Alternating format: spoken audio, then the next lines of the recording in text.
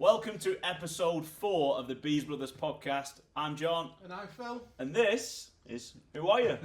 I'm Stephen Fludder. So this is Stephen Fludder. Who is Stephen Fludder? Who are you? Well, first and foremost, I'm obviously like your social media guy for your pub chain. I'm also a freelance social media marketer. How do people contact you? There we go. Get a plug in. I don't want, You don't want more business. You don't want more business. Stay away. No, I've got too much on. Honestly, it's word of mouth usually. Yeah. I mean, if you know John and Phil, then by all means go via them. I don't really advertise for work. I'm fortunate. I've not actually advertised for work for about a year. Wow. Yeah. It just kind of comes in, which is good and bad. Yeah, it is. But let's rewind the clock. How did you step foot into hospitality? So when I turned, well, it wasn't when I turned 18, just before I turned 18. So you started illegally? That's the one, yeah. You know, it's like my mum knows the local landlords, so she got me this job. I started, I've been there 5 days and celebrated my 18th birthday party. Where was this? That was the Ribble Pilot on Preston Docks. Wow. A really, really, really busy food pub. Yeah. It was one of the new kind of now the food pubs are everywhere. Yeah. But back then it was like the first of its kind in Preston. Right. So it was rammed, 2 for 1 meals, all that lot, all the offers. Friday, Saturday night they'd have DJs off Rock FM. Nice. Honestly, it was that busy. I remember the days where obviously we had all these local radio stations, and then the DJs were like celebrities, and you used to have like Brooksy from 2BR DJing and Rock FM DJs at Liquid. Especially like Rock FM, but they've all been swallowed up now by bigger companies. Yeah, global on everything, don't they? Go on, back to you. No. So what were you doing at that pub? Sorry, I was a bar person, right, bartender. But then I was actually at college doing sports science at double A level. Right. I was going to go into teaching. That was the original plan. Yeah. I was getting a scholarship. I was a semi-professional volleyball player. Don't even know. I could use a bit of jumping. I can't imagine you playing volleyball. Yeah, I've played all over the country. Honestly, we'll have a game in Benidorm. Yeah, honestly, I was all right, but I did my cruciate ligament bad in my knee. Right. Completely wrecked it. So instead of like the scholarship that I had on you were offer, playing volleyball. Yeah. The scholarship I had on offer had gone because of the injury. Yeah. Oh. So I ended up just taking the assistant manager's job in the Pilot, which was Marston's, you know, and they train you up the right way. Yeah. I did all my MVQs, BII, personal license, and I had everything. And then I kind of went sideways a little bit from there, and I actually got a job on Virgin Trains. Right. Because they paid well above the odds. You know, I was living at home, I would give 30 quid a week board to my mum. Yeah. And they was paying me about 15 quid an hour, which back then it was loads. What were you doing with Virgin? I originally went on this trolley dolly and ended up managing... Trolley dolly? Yeah. Honestly, I ended up... I can't imagine you pushing a car. I ended up managing first class. Wow. Like on so trains. Still in hospitality then? Yeah, well, but I will cash it in proper, honestly. I earned about $2.5 grand a month. Giving my mum 120 quid a month. So it went up? Yeah. Well, I was loving it. It was great. But then I went back from there after about 5 years into hospitality again. When I went into the Preston Guildhall. Okay, that's a big venue. Yeah, I was one of the management team there. So what made you leave? Obviously, Virgin, a massive company where you probably had a lot of growth potential. Oh no, I loved it. There's 2 companies to Virgin, and they merged. There was West Coast and Cross Country, so they had 2 teams of staff. Right. And some of these people have been there 30 years, 40 years. Yeah. So yeah. So they got rid of the staff who were obviously newer on board. Yeah. Yeah, that and I were a bit of a party animals, so they were desperate to get rid of me. Oh, you still are? Yeah. So at that point, you went to the Guildhall. Yeah, I loved that job as well. That was amazing. Because it was through the council, it was classed as casual staff. Right. So you get your holiday pay paid on top of your hourly rate.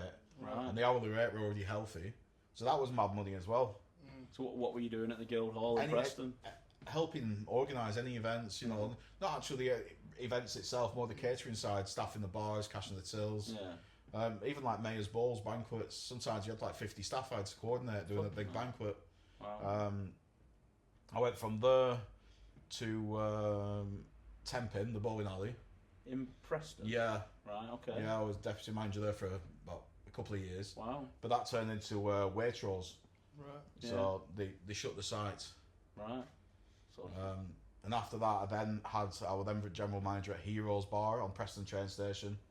I don't know that one. Is No, that it's on the station. Is it still there now? Yeah. Wow.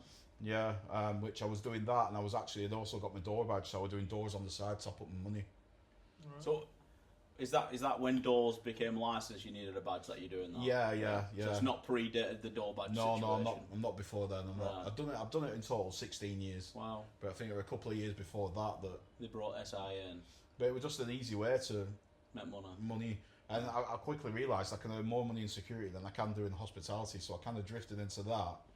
But I'd also just set up my events company, PCW, which was a live wrestling company still going to this day. So you went from the pub on the train station to realising, instead of having all this hassle, cleaning lines, cleaning everything, looking after a pub, I can make more money on the doors. Yeah. So was that just you as a one-man door, or did you build that as a business? I started doing it as a one-man door, and then eventually that became my own business. Right. And I had different contracts, such as like Riva Show Bar and things, where I'd supply door stuff, and I had quite a few. I had a website set up, and people would contact me and supply. But that's hassle as well, because when someone goes off, I mean, these door companies don't make half as much as you'd think. When your overheads factor in, say that one person goes sick, it completely shafts you. Unless you've got reliable doormen, it's a nightmare to. And it just kept happening. People would go sick, and it was just. So did you shut the door business down when you started the events business? I kept it going because I used to run the door business through the events business. Because with the events business, I've got the insurance for SIA guards, and that's what half the companies don't have. They're not insured to have SIA guards where I am. So everything would be invoiced through PCW. Yeah. So why did you start the wrestling business? What was it a hobby that you love wrestling, or is it something you've done as a sport before? So my hobby was going to wrestling shows around the country as well. Right. All around the UK, different shows. Going meeting all the different celebrities as well. I go to America all the time. So this was purely a fan at the minute. Yeah.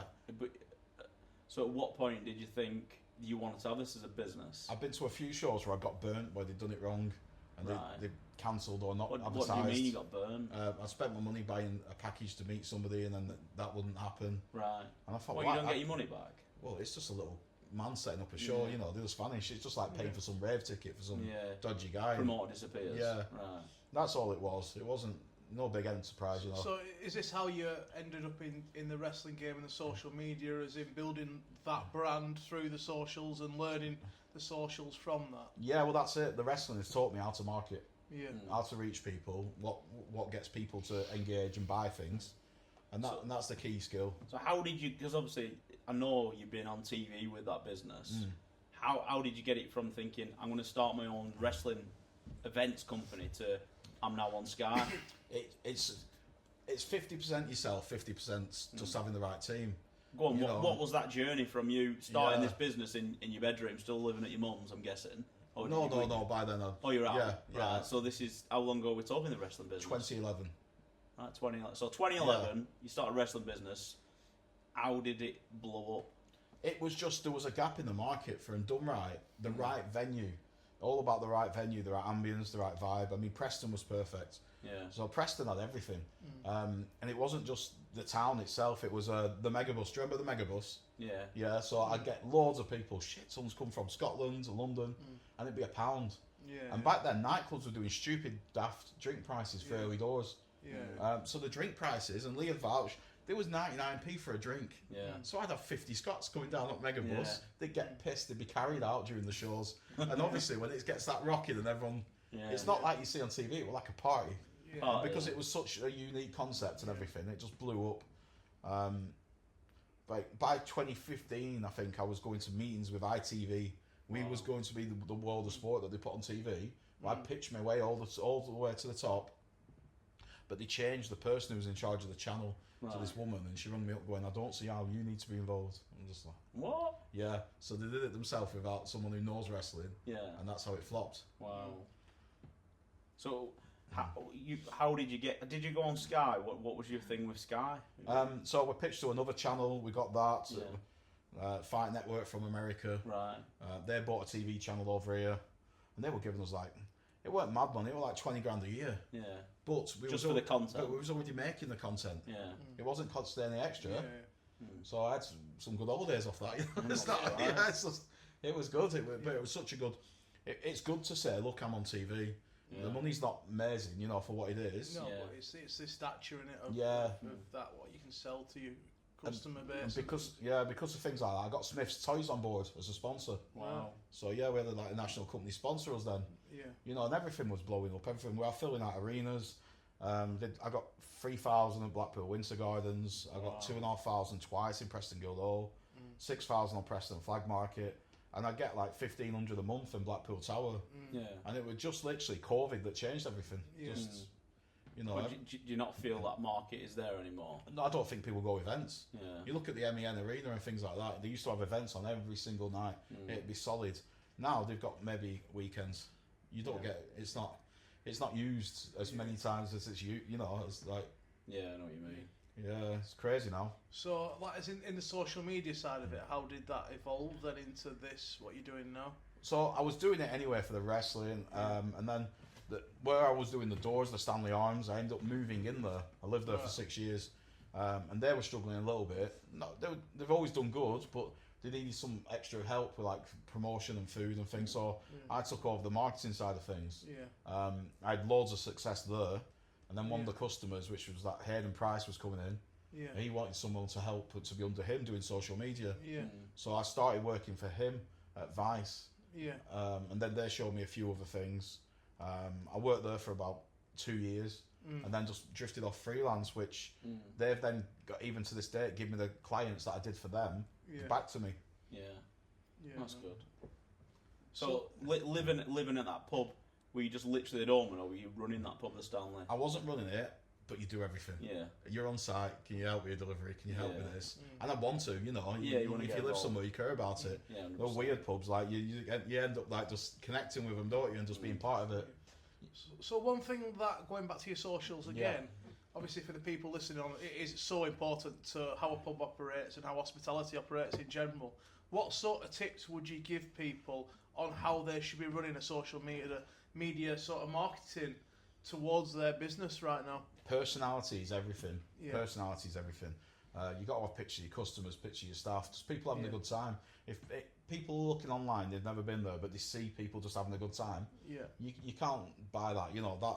That's what generates money more than anything. Yeah. You can have the best graphics, you can have the best written posts, you can have anything I can do, but it's the pictures that sell it. So it's even if you're not the best writer, as long as you can take a picture, wish your customers happy birthday, wish your staff happy birthday, anything that gives that personal touch that makes the venue look like it cares, because you never know who's watching online. No. I always go down this route, and it's a saying that I always have: if people bring in people, so if people see people, people like to go where there's people. And there's an analogy in this country of people like to queue for some strange reason. And people like to go and stand in a queue where there's obviously the Sprug Brothers are a massive example of You've that. seen that in Sheffield today. Well, 20 hours someone queued to be the first customer in Spud Bros' new shop. It's unbelievable. For a jacket potato. No, but I had this. Do you remember I said I've been at queue for ages? So Oh yeah. I think that they go slower on purpose, which is not a bad thing. Yeah. It's a business point to make the queue, to make it look busier. Well, which every credit if they are. But to be fair, it's crowd management, and we used to do it. Like when we used to have a queue New Year's Eve, we used to hold the queue purposely to make our queue look bigger than the rival bar across the road to go, this is the place to be. Look how many people want to go in there. And it used to be frustrating when... not 100%. It used to be frustrating when other queues were bigger than our queues because people would literally stand in whichever Stop queue the was door! biggest. We want a bigger queue! Yeah, it was mental. It's all about engagement and perception. It's personal content, really. You want that personal touch because it just drives traffic, it drives people into the business. Yeah. So obviously you've got quite a diverse clients with your social media business. What are some perks? And I know some of these perks. What are some of these perks of the clients? It's mint, honestly, what I do. I mean, I do hotels. If you've got a lovely, luxurious hotel, then yes, contact me. Yeah, it'll take clients like that on. Yeah, I've got hotels. The Rybeck in the Lakes, it's beautiful. I can go there whenever I want. I don't take the piss and go there. But I'll eat for free because they want me to take pictures of the new menu, stay. It's amazing. But that client must understand that them photographs mean everything for that business. Exactly. Yeah. The whole you did that glamping thing the other month. Tell us about that. Where was that? That's up near Southport. That's Woodland Escape Glamping. That's beautiful. That was cool. So he's made 2 pods now. He's got another that opens in 2 weeks. So he's on my case. You're going to have to come up and stay. Oh, yeah, the chore. The chore. He's only got a 4-person hot tub this time, you know, a cinema room, and I'll slum it, you know. But I know from looking at like my sister and people now, they see what they want to eat. They look a place where they want to eat out on Instagram or these places before they actually visit. So well, you look for, like, so if I'm looking for somewhere to eat, straight away I look for images. Yeah. And then I'd read the menu. So because I want to see visually what it looks like before I want to read the menu. This is going back to how important social media is now. You know, people eat with their eyes. They stay where they want to stay. They look for something necessarily now. Like the day-to-day pubbing is declining, but the experience side of it is improving in the in the hospitality market. Well, honestly, you can influence people so much with it. It's just you project messages from your socials into people's heads. So the way I promote a takeaway, honestly, I'm telling everyone it's the best food, it's the best. And then eventually, everyone else starts commenting underneath your post going, yeah, it's the best. And then they start commenting on the groups, it's the best. Now, I'm on my 3rd or 4th site now implementing this. As in a takeaway? It's exactly the same every time. Yeah. And I tell them, it's not a race, it'll take like 3 months for this, then 6 months for this. Yeah. You know, like Chico's Preston, everyone's now going, it's the best Indian in Preston. It's just, if you make them believe, I mean, it is good. It's positive thoughts, positive actions, isn't it, really, in a way? As long as you make them believe it's the best and it's good. What makes it the best? It's just good. It's just solid and consistent. Consistency's key. Yeah, that's for any business, but also just good vibes. Nobody arguing on your page, no negative stuff, no complaints. You've got to handle complaints quickly in any business, that's key. And I think as well, it's like going down to the marketing side of it, like the Spud Brothers and all these people now like that. Is it the Corner Kitchen in Rotherham? Yeah. Who's just a guy and a girl. The sandwich I saw the other day was like this big. Yeah, no, it's like, crazy. Who's ordering that? Yeah, but it's just great. It's great to have that presence as an owner on socials, giving that positive vibe out for your business. Do you think? But there's got to be a gap in the market, hasn't there, for an owner that's got a pub landlord or a pub worker. That's got the Google glasses on that stream, and the mic, and you're actually talking and serving as you are, and stream live. Like you get TikTok live, just exactly like Spud Brothers. It's got to just do it in a pub. It's got to be worth trying one of your pubs, hasn't it? Just 1 minute, it's got change barrel. It's got to be worth trying. Even one of your DJ sets or something, you know what I mean? Just to give a different perception, it might. Yeah, that's a good, interesting idea. Yeah. Why don't you do it in your new pub? Might do. Do you want to tell us about your new adventure? Breaking news. Breaking news. Just found out. I've not even put it on my Facebook yet. Hot off the press. By the time this comes out, it won't be hot off the press. You'll be in the pub. So I've got a long history with what was called the Blackamoors Preston. So I used to do the doors there. One of the places I started out on the doors. With a guy called Mad Mark. He's a big Welshman, cross-eyed, with a spider up back. He's a spider tattooed up back in his head. He's got a cross-eye and he's Welsh. Yeah, and he's mad. But he's a lovely guy. But do you know one of them you can work with who can cause a fight in an empty room though? Yeah, I know a few of them. Yeah, he's brilliant. But how did you know this pub were on the market? Tell us the story. What's happened and what's made you from being relaxed, not wanting any more clients on because you're too busy going, I tell you what, let's take a pub on. Yeah. And the process of how you've gone from seeing it to, obviously the journey from seeing it to actually now saying you've been accepted for it, how was the process and what did you do to get that opportunity? Right, so the process is, I'll start with Saturday night. So on the beers. That's it. Yeah. That's it. But a drunken idea. Yeah, I've gone in. Landlord's mentioning he's leaving, and they're doing interviews for the place on Monday or Tuesday. He said. Who owns the pub? Admiral. Right, so it's an Admiral proper pubs. Yeah.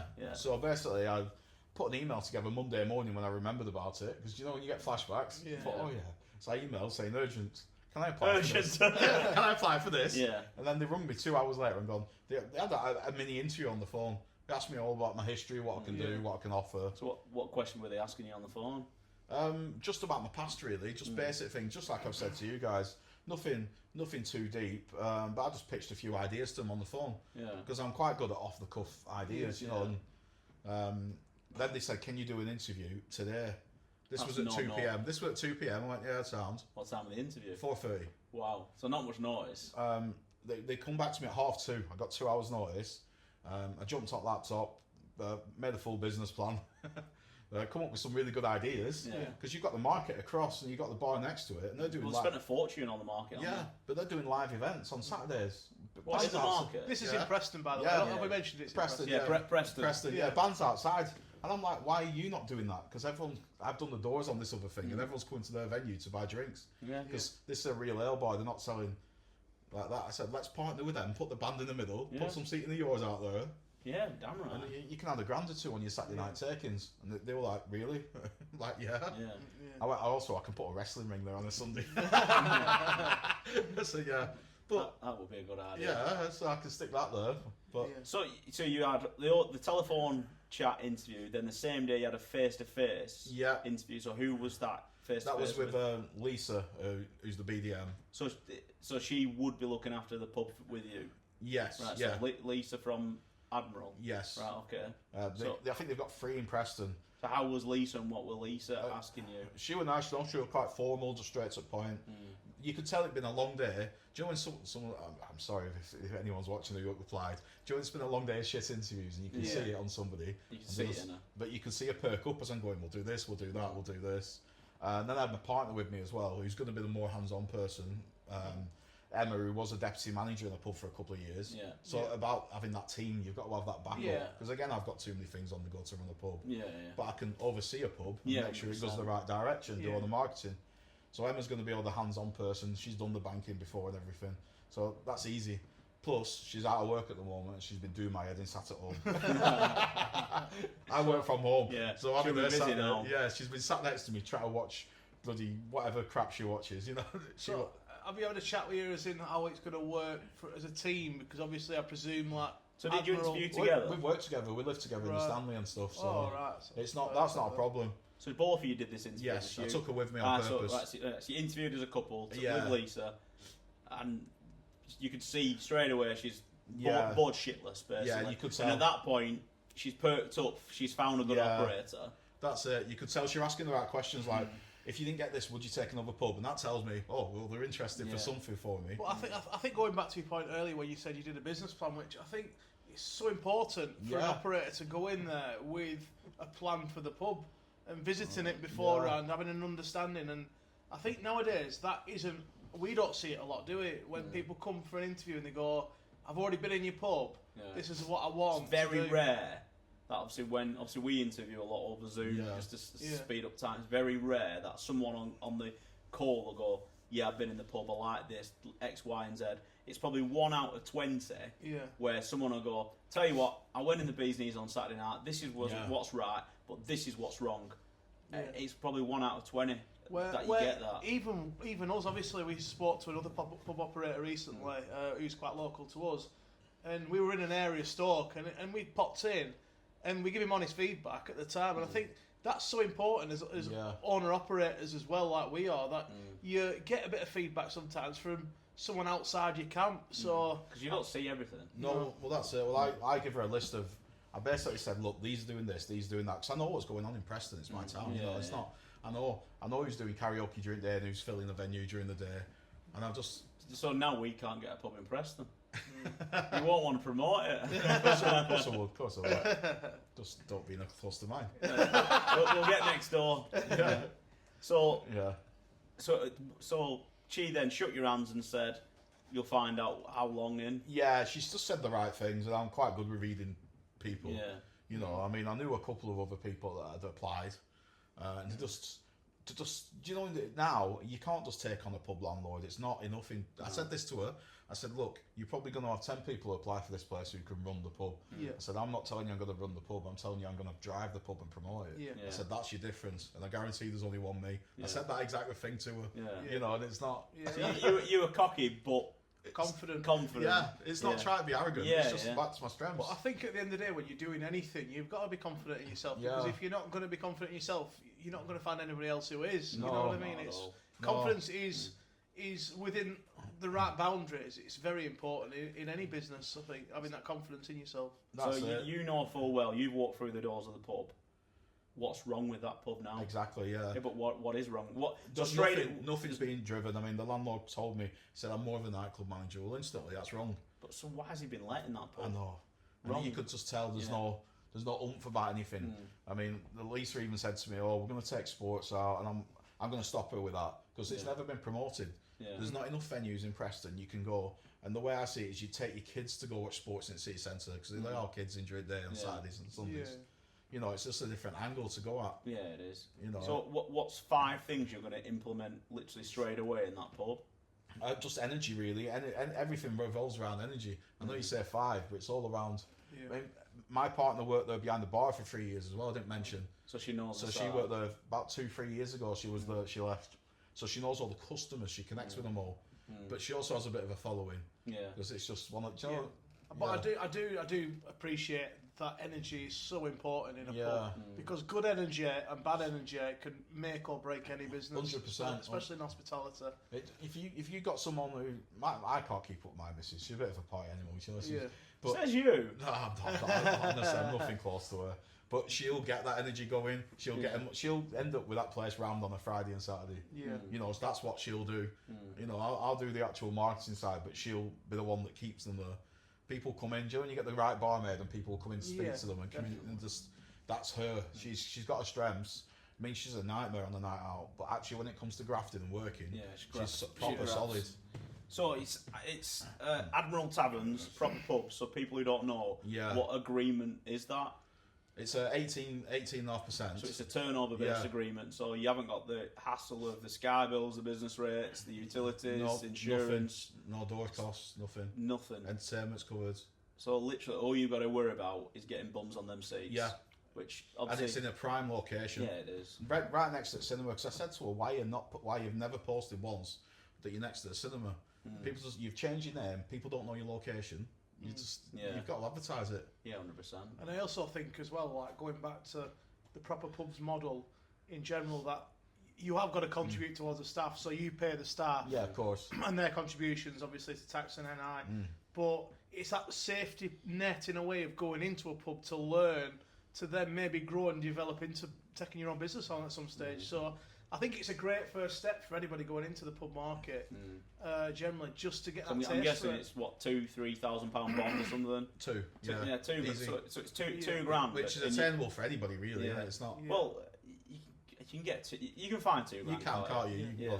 If shit hits the fan, you can find £2 grand. Yeah, and I also think as well, you get to live upstairs. That's included. Yeah, generally accommodation. For free. I mean, I did pitch to him like, can I just turn upstairs into an Airbnb? We'll kill it because it's in city centre. There's no. But the license says someone has to live on site. Yeah. But there might be a way around that. So what's your plan with upstairs in the short term then? You won't want to live there, I'm guessing. I'll have to stay there sometimes. Yeah, I'll work it out. I mean, over years as well, because I've done all them years on doors and things.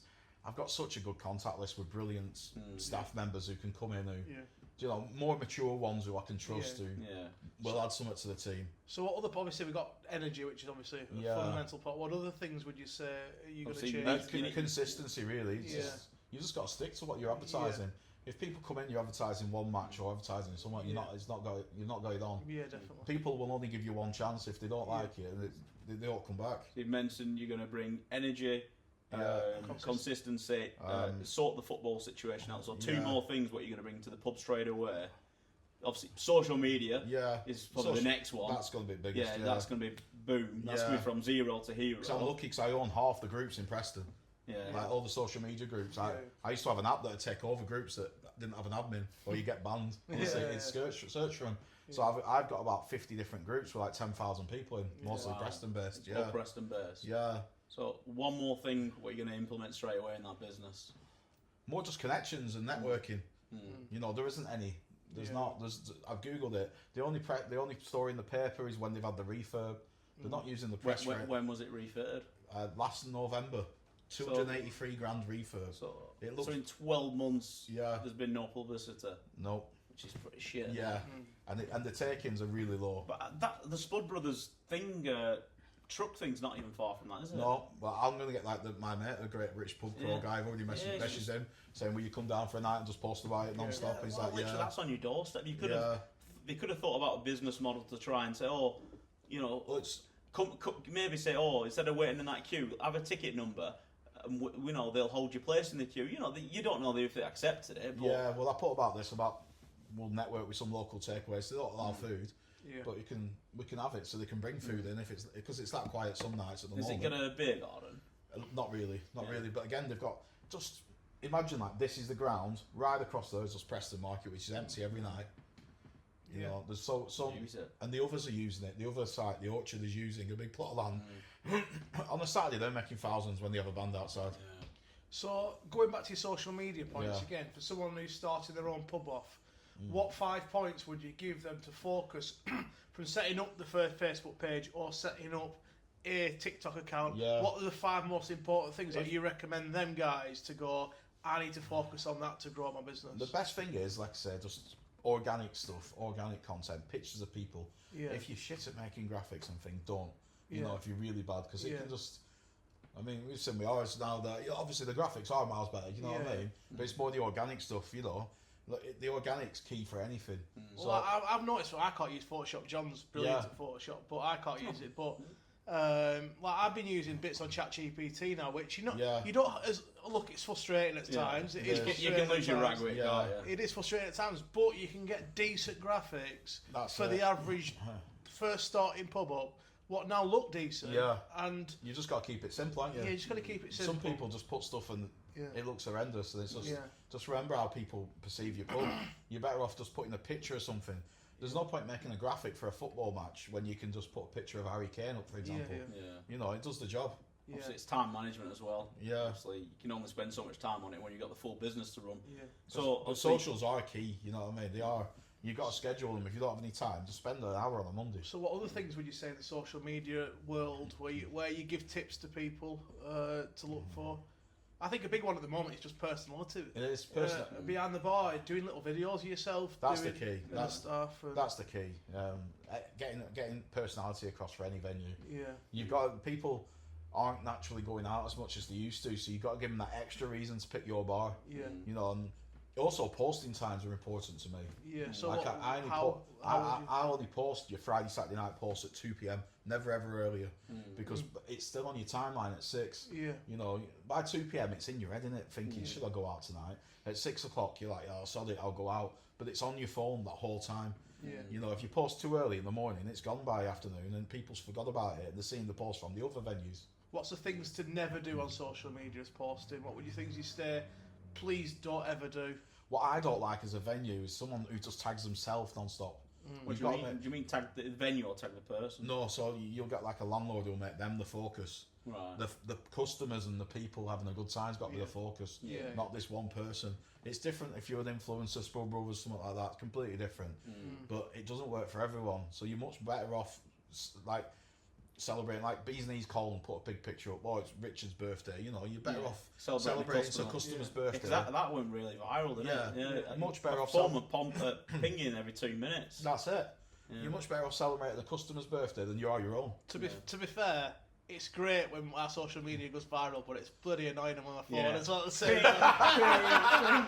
Especially every page. Obviously, we have had some really viral posts, obviously. Yeah, big time. Like 250,000 on one of them. More than that. We've had posts with millions, haven't we? Yeah, millions, and it's just... Like the Colin stats for the last reason my phone battery is shit is because of you. It's just getting lucky. It's just it's posting right time.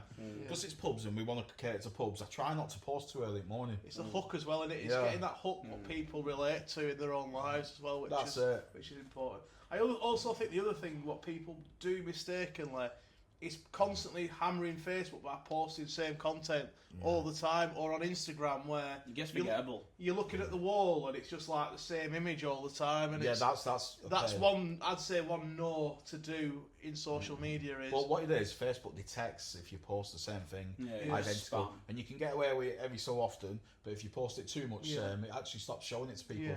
And I also think if you're going to do something as in posting in socials, as in it's a similar sort of thing, just change the image maybe slightly, or just change it completely different colour scheme so it doesn't feel like people are being hammered when they're going through the news feeds. Sometimes it's a good thing to make them remember. So it's like an event poster.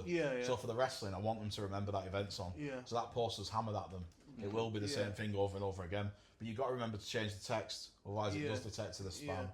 But it works with some things and others no, you know. But the main thing is just, if you've got like a free pool night, just a picture of someone playing pool will do 10 times more to bring people in than a graphic. Yeah. Especially if it's in the images in your pub as well. That's it. Yeah. That's what it is. And if the person's recognisable, then obviously it can generate traffic from that. Always. So they were last year or a year before when we had that viral video of someone playing pool and he potted loads of balls at once. Yeah. I think it was Ray, weren't it? And that blew up. Yeah. Here's Blackburn, by the way. Yeah, sorry. Here's Blackburn Bees Knees. We're upstairs. That's it. But that blew up, and that was just simply someone playing pool, potting balls. You never know what goes viral. That's the thing. It's just the Blackburn ones are great. The Blackburn page used to blow up all the time. Some of the videos. It's just people like quirky people, but the social media goes both ways. A lot of people jump on post to bully straight away now rather than just have a laugh. I think, like, from my experience with socials and looking at how it works, sometimes it's not necessarily being over like emotional, positive or negative about how a post does. You just got to keep going with it, and sometimes it'll pop, and you don't think it's going to pop, but things that you think will pop don't. They'll fall flat. I've got posts that I post the same thing every single week, and then one random week it'll get 100 likes. And it's the same thing I've posted every week. Exactly the same. Just randomly pop. Like Bees Teas, honestly. Like about 3 weeks ago, same pictures, same post. I think it got 50 likes in one group and some in another, and it just blew up in all these different groups. And it was the same post I put out every week. It's just, you never know. So you just never get too disheartened by a Facebook post. Like, you don't think, it's not going anywhere that well, because you never know. It just takes the right people at the right time to see that post. Even if they're not engaging, people are viewing it still. They're still getting views. Yeah, because you can see the reach, can't you? Yeah. You see the reach, but you might not have 0 likes, but 300 people have seen it. Advertising football matches never get any engagement. They don't. The people just don't click like. I don't know if fellas don't. Oh yeah, football's on tonight. Like, they just don't do it. No. But you know, people are seeing it. They're coming in. You know, they're all coming for these matches. I always think that having an opinion about football or something which is a bit funny in regards to football gets more reactions than a football post. It does. Because people are passionate. It's something people are naturally passionate about. That, or banter with football. Or banter or something what they'll do, laughing faces at. Yeah, any kind of sport, like things like that. I mean, like Gamer X Wigan I put a graphic up with a heart for the Wigan Athletic Football Club, a like for the rugby. And it turned into this big, massive social media argument. Everyone were like, honestly, everyone was just slagging each other off. It's a kids' play centre, video game play centre. Oh my god! And honestly, it turned into a 500 comment argument between sports fans. It doesn't like going back to that point. You've done a lot of them sort of things within our pub social medias, and it doesn't have to always be related to alcohol, beer, entertainment. Sometimes it can be something funny, hilarious, a meme. Just life choices, but you've got 2 types of people. You have you've got people that like your like organic stuff and just your actual content. There's a different crowd of people, that like the memes. So you combine them both, and it generates your engagement up and shows your posts to more people. So there's some people that will only react to memes. So if someone's starting a brand new business now or a pub, obviously there's that many social platforms out there. And obviously you can get lost in them all. Let's be honest, there's that many. What are the core ones where you think they need this to start? You have to have this platform to start the business. I think Facebook's your key one. It always will be. Facebook, Instagram's more teens because older people don't generally use Instagram. TikTok's now flying up. TikTok's good for random advertising, but you just can't beat Facebook. No, can't beat it. I think with TikTok, it's very personal content in relates to. It's something you maybe project your staff or yourself on doing funny small clips in it. Rather, I guess it takes a lot of work and consistency. TikTok to get going. I mean, with any social media, it's free advertising. The old days where you'd have to pay for all your advertising, pay for newspaper slots. So expensive. Yeah, that's it. And I'm not knocking down the airboard in pubs.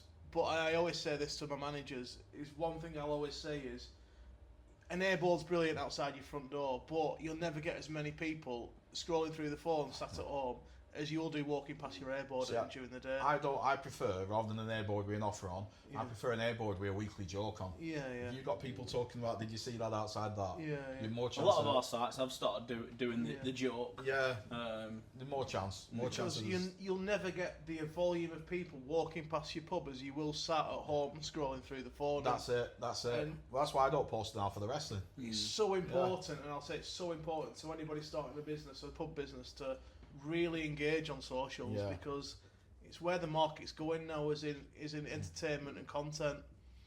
100%. I don't disagree. But obviously, Twitter, X, would you use or touch that platform? Twitter is a lot of fake profiles. Is it? It's mostly for people to just kind of troll or attack people with fake profiles. Right. It's not the best at all. No, I think I've got 70,000 followers on X. Right. And it's my lowest place to generate any business. Facebook started their version of X, didn't they? That Threads, but I don't see it anywhere. No, it died. I still post on there because it automatically posts. Right. Mine. I might get one like every 10 posts. It's just I never see it. I've got 2,000 followers. I get one like every. It used to be. I remember a few months ago it was like you clicked on something. It said continue reading this in Threads. But I could never be bothered downloading Threads, so I never bothered. I was like, oh, sod this, let's read it. Yeah, the more social media platforms that keep setting up, all you're doing is spreading people out. Yeah, I think it needs something what's going to come with an amazing, like Instagram was at the time, something what's unique now as a platform, what's going to be like, wow. I think Facebook Messenger is essential. So because of that, Facebook's essential. Yeah. And to move anyone over to anything else, it's just... And they've got WhatsApp and Instagram. It's all one big sort of bubble. Yeah. I think eventually the Instagram and WhatsApp and Facebook Messaging, I can see that being one inbox. Yeah. I don't know why it isn't yet. Yeah, because they own them all. It makes sense. Obviously, to merge Instagram, Facebook, WhatsApp, merge that, done. On Messenger, just the one. Get Mark Zuckerberg to buy TikTok, and then we're sorted. There we go. Yeah, that's all we need. But I think going back to like Twitter and stuff, it seems very much if you want to read celebrities or that sort of their comments, for me. I'm not on it. I'm not on it, but it seems to be more down that route. Most of it isn't the celebrities, though. I mean, right? You've got tons of pubs, right? And you don't run any of the pages. No. Now, if you've got millions of pounds in bank, are you honestly going to run a little Twitter page? No. You know, and half of it is just good celebrity impersonators. Doing the. I know certain wrestlers that employ people, and they create this online persona, and off the back of the online persona, they get loads of work off it, and it's not even them. But I think a lot of it as well is I look at some of the footballers, and they literally all the posts after a game are pretty much the same. Or great, very unlucky today, or what a win today. The boys did well. It's just a PR team. Just a PR team. But I do agree that it's mainly celebrities on there because, like in the newspapers, they'll use screenshots of comments and it'll always be. It was what's he called? Tall footballer. I can't think of his name. Peter Crouch. Yeah. Someone put something. Oh, I really love listening to your podcast.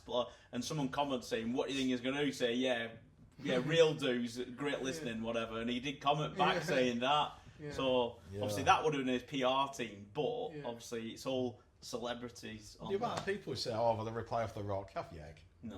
Do you know, it's just one of his PR. Yeah, that's it. He's not spending 10 hours a day replying to fucking Brad from Burnley or something. No, definitely not. I've got John Cena following me on Twitter. Oh yeah. Oh yeah. It's just one of his team who've clicked it. Yeah. I bet him, but it's not. Yeah. So obviously, what celebrities have you met then with the wrestling career? All. Just everyone. I've met everyone. Like everyone. Everyone. It's mad. It's mad. Like Cody Rhodes, the champion of WWE right now. Yeah. He went out to WrestleMania. He had his weight belt on, and he had the companies he used to work for printed on the inside with PCW.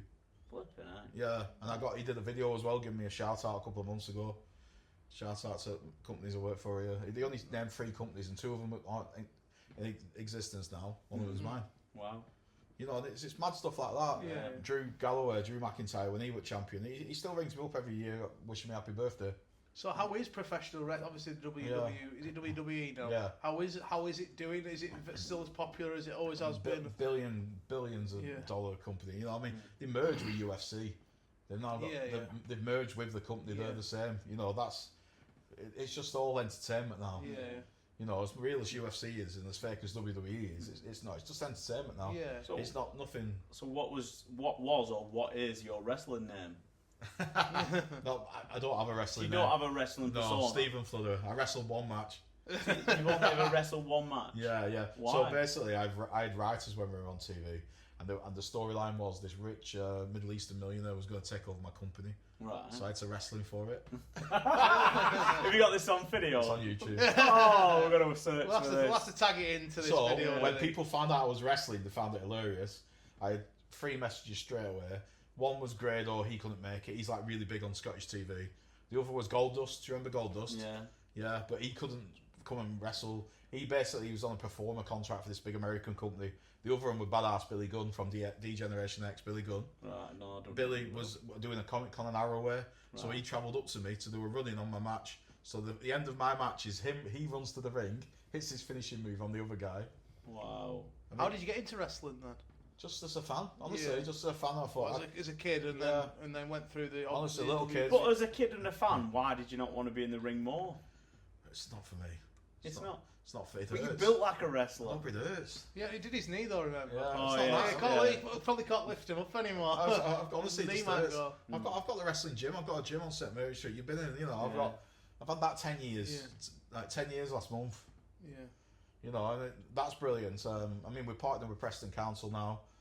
They're covering the rents, which fortunate, you know. Doing free sessions for kids, job seekers and students. Yeah, no. Which is So is that to injure people to get them out of work? That's it. Yeah. Well, no, I'll be honest, right? So with the wrestling, you're teaching people how to speak, how to project themselves, that body language, and they always go on to get girlfriends, boyfriends, or better jobs. That's how they all leave me. Wow. But at the end of the day, I think it's acting, isn't it? At the end of the day, So it is. And all you're doing is bringing out people's persona, people's ability to talk in front of people. Well, I used to be timid, but now I'm going out in front of 1,000 people without script. I'm winging it. You know, it's just. You just do, don't you? Yeah. You don't ever think what you're going to say. It's on the DJ set, do you? No, you just grab a mic and start go with the flow, telling jokes and going with it. Yeah, no, definitely. And it's just how it is, but it's just, you learn that over the years. At first, you're not like that. Yeah, no, definitely. But hospitality is good for that as well. Obviously, that taught me a lot of confidence. Like, the amount of staff we've employed over the years who you start and they don't say boo to a goose, and then after a couple of years working it, they just come and you just see that person grow in the self. And I think that's one of the nicest things that you see in this industry in general. That you'll see someone as a young kid who comes into it and they're all like that in corner, and then after about 2 years, they're telling me to piss off, and they're not serving me anymore because I've had too much to drink. And you think, yeah, you go. You know what I mean? You go. I might not say it at the time sometimes, but I want a beer. But no, it's just nice to see people grow confidence in themselves. Always. That's probably the best thing about hospitality, customer service. Yeah. You know, I mean, everyone, it should be mandatory that they actually go into it from school and do a couple of years of it. I think the art of communication is dying in the world that we do live in social media as well. That speaking to people is such a powerful tool that you can sell something to somebody, you can learn how to deal with emotions and all sorts of things, and confidence. But there's another skill set of speaking to people via social media, you know, and that's how you get the engagement. That's what a lot of people can't do. Yeah. Obviously, a massive thing at the minute is AI.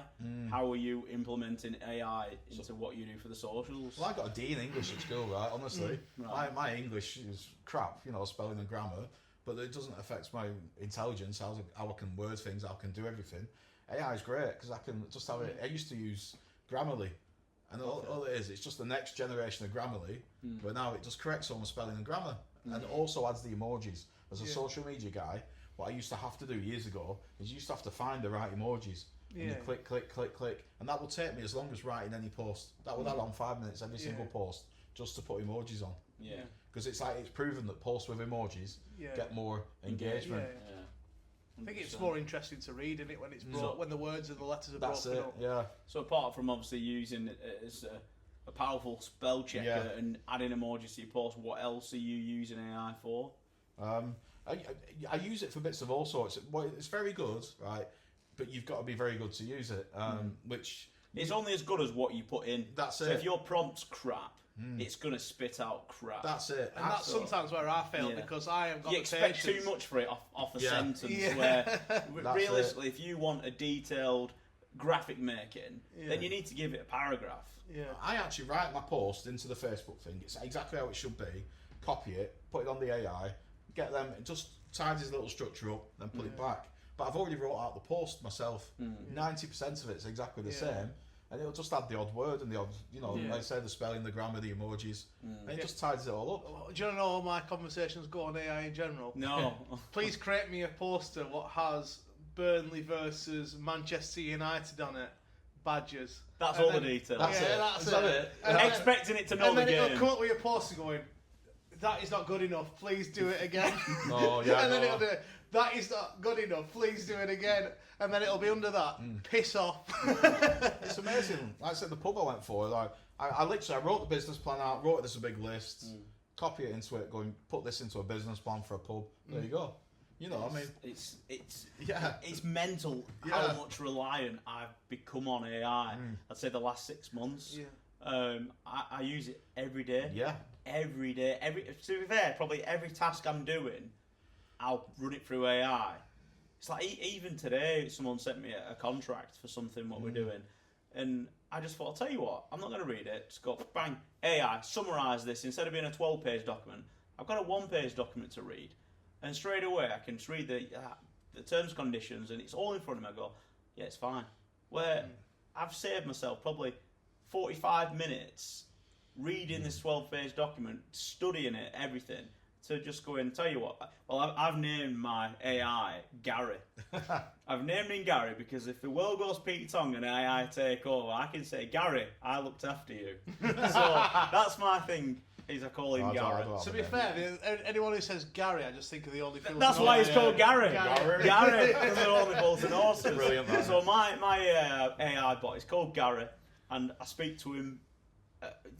Honestly, the chat mode, as in the voice mode on AI, is incredible. I've never used that. Oh, honestly. But I also incredible. I also think as well that if you're not using ChatGPT or any other AI platform out there at the moment, you're really missing out on your business. Yeah. You really are missing out because you're not moving forward with the times. And look, AI is the future. But it's brilliant. Absolutely like brilliant. Your post, I mean, what would you prefer? That they tidy them up in that, or they all go out with spelling mistakes and grammar? What makes you look worse as a business? You've got to use it. It's so simple. Obviously, I used to use Grammarly, but then obviously AI just took over Grammarly It'd take ages with Grammarly, wouldn't it? You do every word by word, but it's brilliant. That's obviously when I'm doing, if I'm writing a legal email and I want it to have more of a legal argument, I'll give it to Gary, my AI bot. I'm gonna go, this is my legal argument. Write another prompt saying X, Y, and Z, and then fire it through it, and it's incredible. Amazing. Absolutely incredible. Well, the other thing as well is we've just converted a pub into 5 Airbnbs, which are on me at the moment.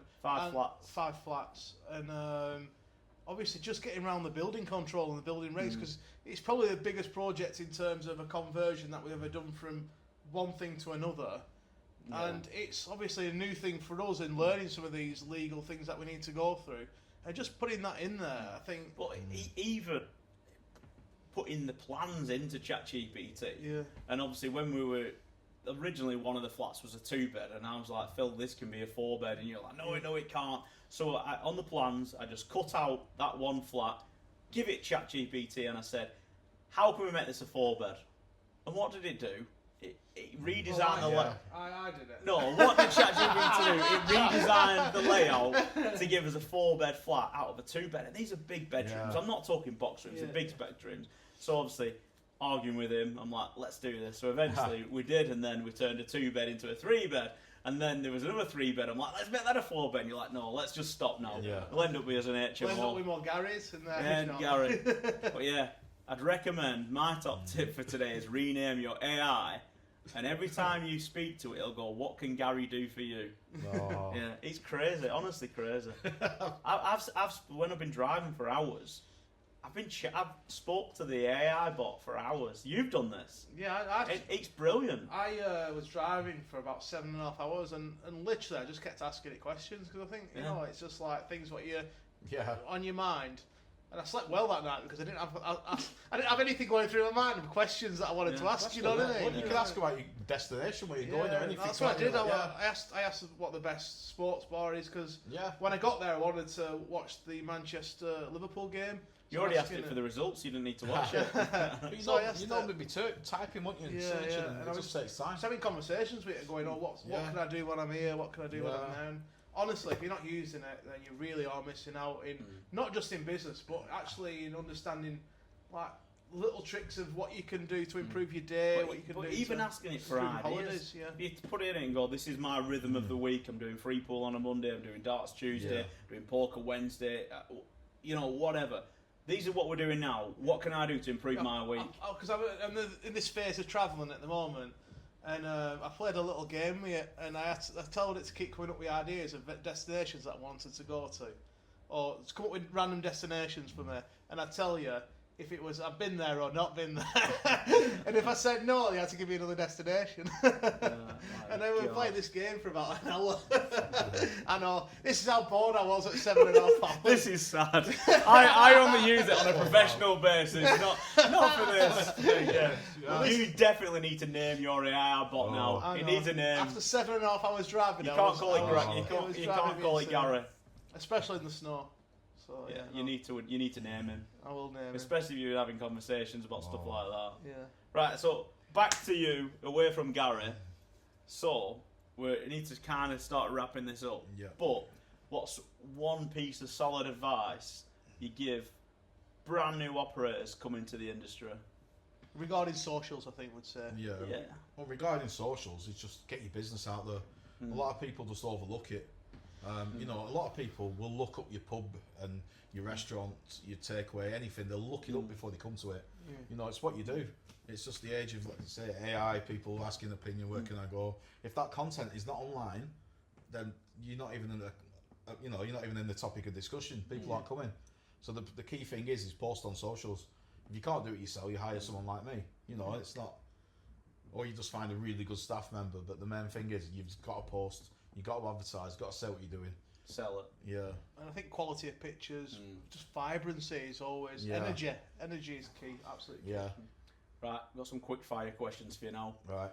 Our previous guests, they weren't very quick fire, but we turned into massive conversations and debates, but we'll try and keep this quick fire. Are you ready? So, my first question, ads or no ads? I like both. Usually you'd hire 2 people, so like Phil does with the ads. So most places, because I usually write good posts, and if something seems like a good post, then you boost it. Because if that's working and that's getting traction, if you boost that, it's going to get loads. It's already proven it's working. I think from my little bit of experience with it is you post it, you look at it, and if it's starting to move, that's when you boost it. Yeah, that's what a lot of places do. Like all Francis's businesses, the like Jungle World, Wacky World, GameRex and that. Usually they will boost the more successful posts of mine. Right, get you. But they've got an ad specialist based in Sweden that does that. Right. Yeah, because it's a different. Yeah, different ball. Yeah, fair enough. Karaoke. Yeah. Or a live singer. What do you prefer? Karaoke. All right. It's a lot more engaging. I'm all about engagement on social media. What's your karaoke song? I'm sure we'll hear it up next week. Anyway. We're going Benidorm next week for a workers' convention. We're going to talk about a lot of work. If you get me pissed enough, I do Bob the Builder. Bob the Builder. I'm sure we're going to hold you to that now. Oh Jesus! Who's most likely to cause trouble, lads or ladies? Ladies. Why? I lived in a pub for 6 years. I lost my home because twice, 1 week in a row, a girl glassed her boyfriend. What? Yeah, at Stanley Orange. That's when it shut. When I said it shut down. Jesus. I took nights off front doors. A girl glassed her boyfriend out of nowhere. Just going back to the previous point, is that your fancy dress, Bob the Builder? No, not have one. You need to. I'm getting over there. It's just been the fancy dress party last week. The shops this week we've missed it by a week. We should have gone. We timed it wrong, haven't we, by a week? We're going to Benidorm next week, but the Fancy Dress Festival was this week, so we've missed it. But we're doing Fancy Dress on the Tuesday. We were in Benidorm. We'll make the party. We'll make the party. A lot of shops will be loaded up with costumes. There'll be discounts. That's what I mean. No, you need to take it with you. I've already googled. There's loads of shops. Tons. I've already looked it up. Honestly, if you turn up like that, I looked up. There's plenty of shops. I looked it up. There's 3 or 4 big ones. So, Do you prefer pints or spirits? Pints. Pints? Yeah, I used to drink JD all the time but yeah, pints get me drunk. Like, I don't know why. I get drunk so much faster off pints than I do spirits. I'm the opposite. Yeah. Absolute opposite. I like to start on pints, then I'll work my way over. I actually like cocktails. Yeah. I normally drink zombies. Yeah. He'll have 3 or 4 pints. I'm there elbowing him between. Are we having a cheeky rum yet? Yeah, no. I'm straight on rums. I'm terrible for it. I can't drink that much, me. Honestly, it's like you'd be surprised. Like, this is going to be exciting. So after Bob the Builder would be like this. No, I get like I've got a mong strength, so I get 3 or 4 can pints. He fix it? I go like really happy and start picking everyone up. I'm a nightmare for it. Oh, jeez. That's why I try not to get smashed around people. That was Preston, the 24-stone lad who does doors and that. I've hoisted him her banging his head on chandelier on ceiling. It's gonna be fun. It is. I'm looking forward to this now. Have you got a quick fire question or not? No, not tough. I thought you wrote them down. No, I'm not organised. I didn't ask ChatGPT. I should have done that. Right, so this is a bit of a strange one. Yeah. The previous guest, gives us a question for the next guest, obviously, which is you, and he didn't give us the question straight away, and he saw you arrive, and I told him that you were a professional wrestler. Actually, yeah. So the question, what he's in thought, his one fight. Yeah, in the one fight you've had. It's on YouTube. How many views has it had? A few thousand. There we go. He's a famous wrestler. I'm not sending it. Yeah, I'm going to find it. So his question were, do you buy specialist T-shirts what rip easily when you're getting into the ring? It's like thinking of Hulk Hogan, isn't he? Yeah. Is that a thing in wrestling? Is that a thing, like the clothes actually are that? No, well, I don't know, because it was 30, 40 years ago when Hulk Hogan used to do that. What, so no wrestler really does Hulk this? Hogan, that right? Is that it? In the 80s. Do you think that was a specialist T-shirt? That is just showing his age. Yeah. Well, no, you just get a pair of scissors and just nip it there. Right. Once you've done that, so that's what you did in professional fights. That's what, yeah. So we know now. Yeah, I just cut it. I had to wrestle in jeans. It was a hardcore fight with weapons and stuff. Jesus. I think I went through a table. Sounds like Street Fighter. Yeah. So that was Tex's question for you. Unfortunately, it wasn't a surprise because he thought you were a professional wrestler, which was my fault. But you've diverse career really. Pub landlord, social media guru. It's just back to being a pub landlord again. Back to being a pub landlord for Admiral Taverns. Full circle, isn't it? Back from So it's interesting. 2001. Now we need to put you on the spot for a question for our next guest. Who's the next guest? Well, you're not meant to know. I'm not. This is the thing. Yeah, well, you weren't supposed to know the last guest. Oh, right. Tex weren't supposed to come. Tex weren't obviously meant to not see you. What should I ask? Right then, ask him who. Nothing to do with wrestling. No. Who do they think is better at the job, John or Phil, and why? That's hard. Because what if the next guest don't know us? Well, I hope he does. I hope he does. That's a tough. But we do offer different sort of things. I know you do different things. I know. But it's just a wind-up question. I've had one. Jesus Christ. So what's the question again? Who do they think is better at the job between you two and why? Okay. Thank you very much. Let's wrap that up. We're going to end the podcast now. We're not doing another episode. And we're going to cut it there. Cheers, buddy. Yeah, Cheers. See you later, guys. Thanks for listening.